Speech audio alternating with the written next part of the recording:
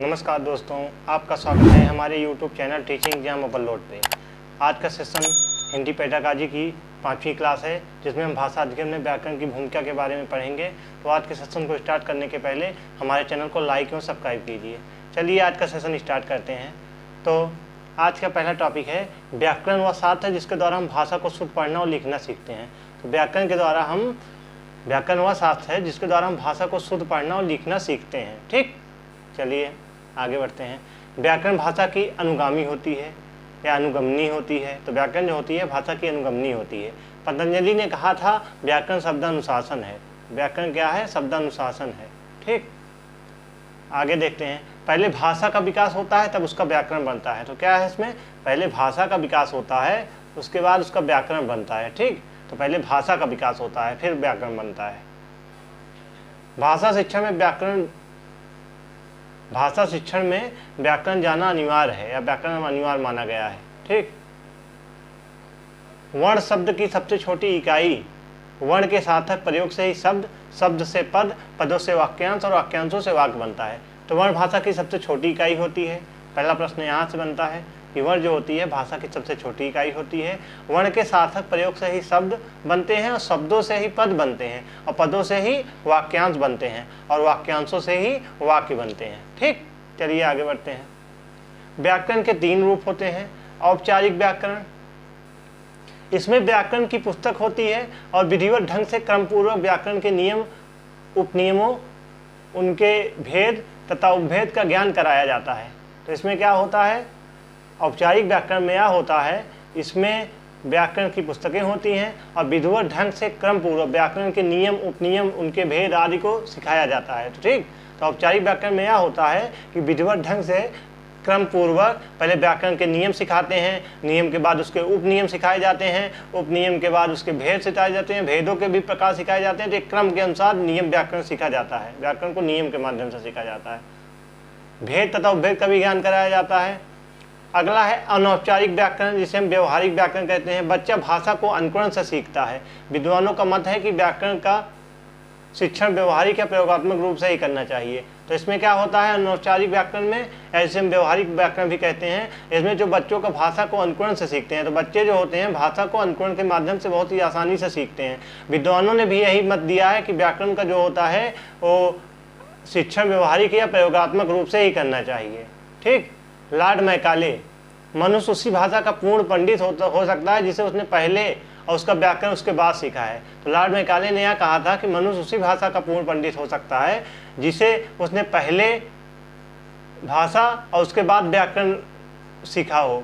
ठीक, चलिए प्रासंगिक व्याकरण कैसे होता है देखते हैं। भाषा के गद्य की पुस्तक पढ़ाते समय उसके उदाहरण की सहायता से व्याकरण के नियम निकाले जाते हैं। तो भाषा के गद्य की पुस्तक पढ़ाते समय ही उसके उदाहरण की सहायता से ही व्याकरण के नियम निकाले जाते हैं। व्याकरण की शिक्षा अलग क्लास में ना देकर भाषा के गद्य की क्लास में ही दी जाती है। जो व्याकरण की जो शिक्षा होती है अलग क्लास में ना देकर भाषा के गद्य के क्लास में ही दी जाती है। चलिए आगे बढ़ते हैं। व्याकरण शिक्षण के उद्देश्य, व्याकरण शुद्ध भाषा के प्रयोग के प्रति लगाव रुचि पैदा करती है। तो जो व्याकरण होती है शुद्ध भाषा के प्रयोग के प्रति लगाव रुचि पैदा करती है। ठीक, चलिए आगे बढ़ते हैं। तो व्याकरण शुद्ध भाषा के प्रयोग के प्रति लगाव एवं रुचि पैदा करती है या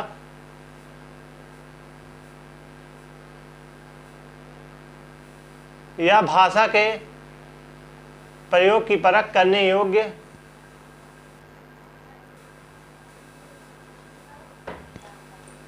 या भाषा के गुणों की योग करने हो। तो व्याकरण शुद्ध भाषा के प्रयोग के प्रति लगाव रुचि पैदा करती है या भाषा के गुण और दोषों को परख करने योग्य बनाता है। ध्वनियां उनके उच्चारण एवं प्रयोगों के नियम में परंपरागत करता है। तो व्याकरण से हमारे क्या क्या लाभ हैं शिक्षण के उद्देश्य में? व्याकरण शुद्ध भाषा के प्रयोग के लगाव रुचि पैदा करता है या भाषा के गुण दोषों की परख करने योग्य बनाता है। ध्वनियां उनके उच्चारण एवं प्रयोगों के नियम में परंपरागत करता है। वर्ण विचार, शब्द विचार एवं वाक्य विचारों में आने वाले प्रत्येक बिंदु को सही सिखाता है। विराम चिन्हों का प्रयोग मुहावरे, लोकोक्तियों के प्रयोग में भी महारत हासिल करने में मदद करता है। चलिए आगे बढ़ते हैं। रचनात्मक लेखन में अभिव्यक्ति का आधार स्तंभ बनता है। तो जो रचनात्मक लेखन होता है इसमें अभिव्यक्ति का आधार जो होता है स्तंभ होता है। तो क्या होता है, आधार जो होता है स्तंभ होता है। ठीक, चलिए आगे बढ़ते हैं। प्राथमिक स्तर पर व्याकरण शिक्षण की विधि के बारे में बात करते हैं। तो अध्यापक कक्षा में शब्द का शुद्ध उच्चारण करें। तो जो अध्यापक हों वो कक्षा में शब्द का शुद्ध उच्चारण करें, उनके लिंग वचन सही हों अर्थात उनकी मातृभाषा भी हिंदी ही हो। तो अध्यापक जो हों कक्षा में शब्द का शुद्ध उच्चारण करें, उनके लिंग वचन सही हों अर्थात उनकी मातृभाषा भी हिंदी में ही हो। ठीक, तो प्राथमिक स्तर पर विधिवत व्याकरण, इसमें शिक्षा ना देकर शब्द वाक्य का शुद्ध उच्चारण और प्रयोग सिखाया जाना चाहिए। तो शिक्षा ना देकर इसमें शब्द वाक्य का शुद्ध उच्चारण और प्रयोग सिखाया जाना चाहिए। माध्यमिक स्तर पर व्याकरण शिक्षण में कक्षा 2 के 3 के पश्चात की कक्षाओं में व्याकरण के नियमों की जानकारी न देकर उन्हें उदाहरण, प्रसंगों और तत्वों नियमों पर बातचीत की जाती है। तो कक्षा 2-3 के पश्चात हम वाली कक्षाओं में व्याकरण के नियमों की जानकारी न लेकर हम बच्चों को उदाहरण एवं प्रसंगों द्वारा तथा तत्वों के नियमों पर बातचीत की जाती है।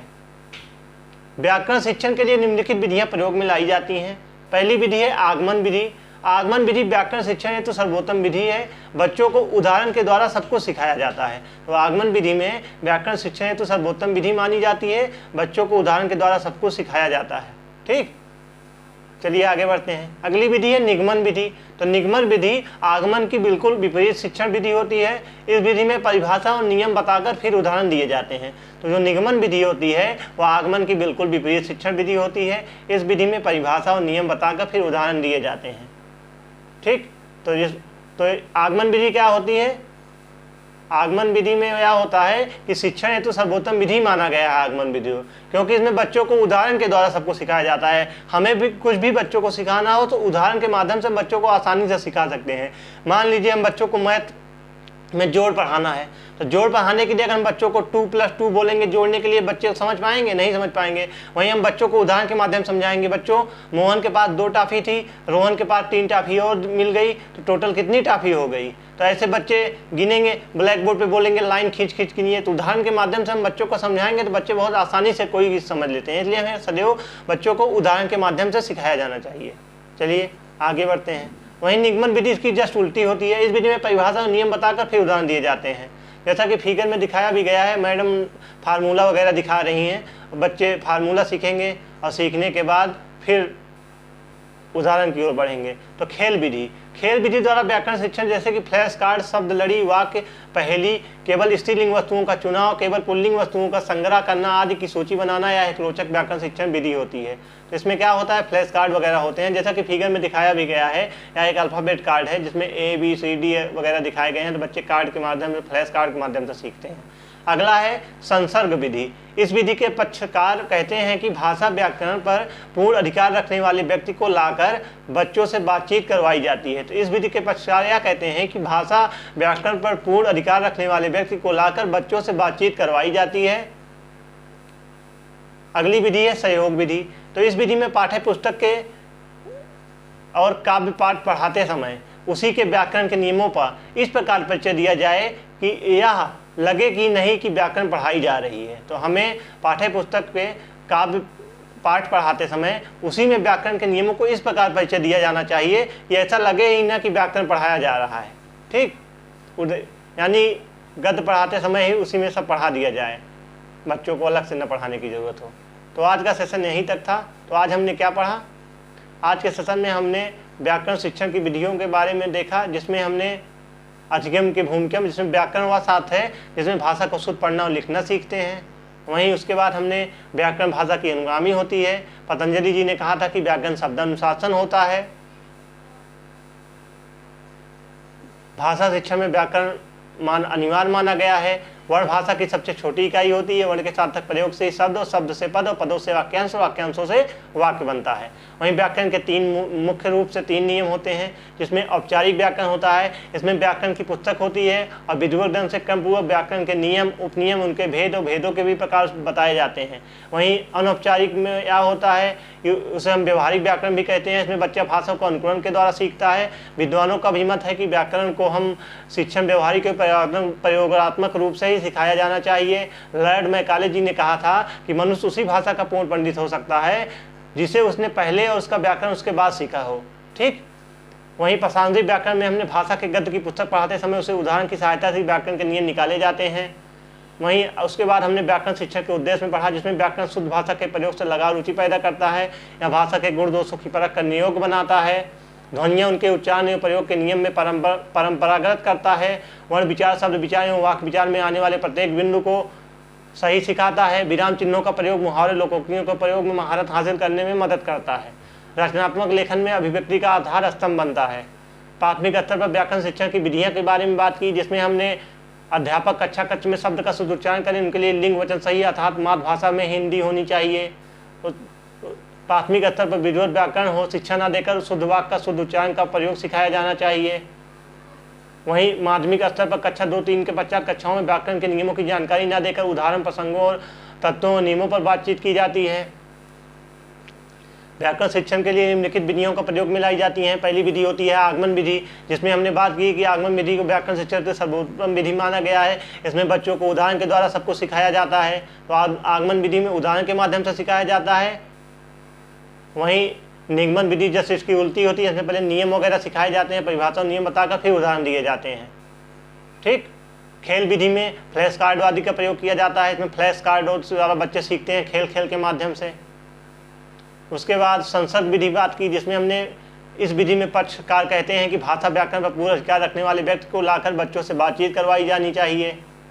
उसके बाद हमने सहयोग विधि में बात की, इसमें पाठ्य पुस्तक के काव्य के पाठ पढ़ाते समय उसी में व्याकरण के नियम इस प्रकार परिचय दिया जाए कि ऐसा लगे ही ना कि व्याकरण पढ़ाई जा रही है। उसके बाद आज का सेशन यहीं तक। आज के सेशन में हमने हिंदी पेडागॉजी के 5वें चैप्टर को कवर किया। कल फिर मिलते हैं किसी नए चैप्टर के साथ। तब तक हमारे चैनल के साथ जुड़े रहिए। हमारे चैनल को लाइक और सब्सक्राइब कीजिए। धन्यवाद।